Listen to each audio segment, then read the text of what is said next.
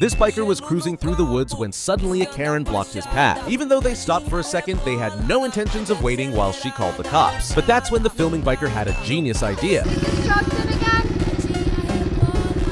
And this turned out to be the funniest Karen troll ever, because she tried to play the innocent card and the bikers didn't like that at all. You don't like being mean. I don't know why you did this to me. I asked you so nicely. So the bikers had enough and silently planned their next move. The filming biker gave his friend a sign to move left and did this.